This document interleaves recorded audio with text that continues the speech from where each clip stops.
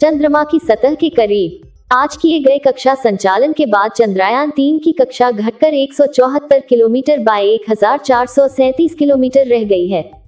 अगला ऑपरेशन 14 अगस्त 2023 को 11:30 से 12:30 बजे के बीच निर्धारित है।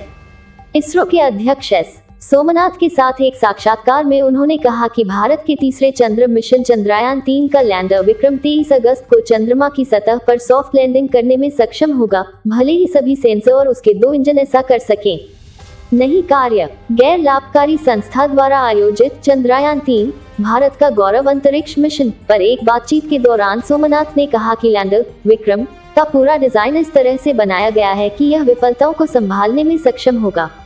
संस्था दिशा भारत। सोमनाथ ने कहा, अगर सब कुछ विफल हो जाता है, अगर सभी सेंसर विफल हो जाते हैं, कुछ भी काम नहीं करता है, फिर भी यह विक्रम लैंडिंग करेगा। इसे इसी तरह डिजाइन किया गया है, बशर्ते प्रणोदन प्रणाली अच्छी तरह से काम करे। चंद्रयान -3 14 जुलाई को अंतरिक्ष में प्रक्षेपित हुआ और यह 5 अगस्त को चंद्रमा की कक्षा में प्रवेश कर गया। इसे चंद्रमा के करीब लाने के लिए 3 और डी ऑर्बिटिंग युद्धाभ्यास होंगे ताकि विक्रम 23 अगस्त को चंद्रमा की सतह पर उतर सके।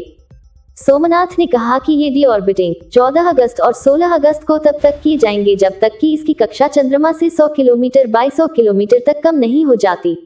लैंडर डीबूस्ट के तुरंत बाद लैंडर प्रोपल्शन मॉड्यूल पृथक्करण अभ्यास शुरू किया जाएगा, एक प्रक्रिया जो यान को धीमा कर देती है। उन्होंने बताया कि इसके बाद 23 अगस्त को चंद्रमा की सतह पर लैंडिंग होगी।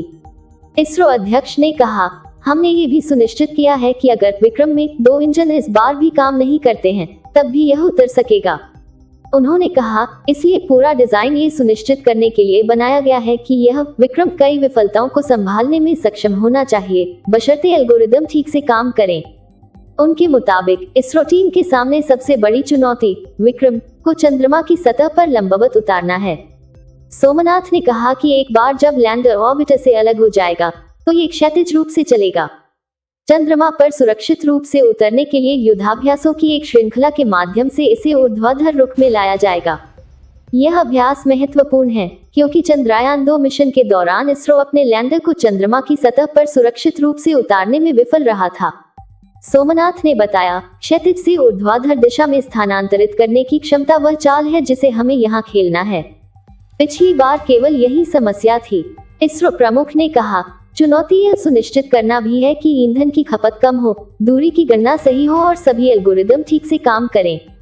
हालांकि इसरो टीम ने इस बार यह सुनिश्चित करने की व्यवस्था की है कि विक्रम गणना में कुछ भिन्नता होने पर भी संपत्ति हासिल करने का प्रयास करेगा, सोमनाथ ने बताया।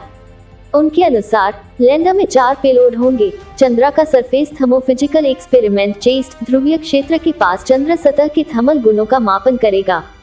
ब्रह्मा एलपी पेलोड निकट सतह प्लाज्मा आयनों और इलेक्ट्रॉनों के घनत्व और समय के साथ इसके परिवर्तनों को मापेगा।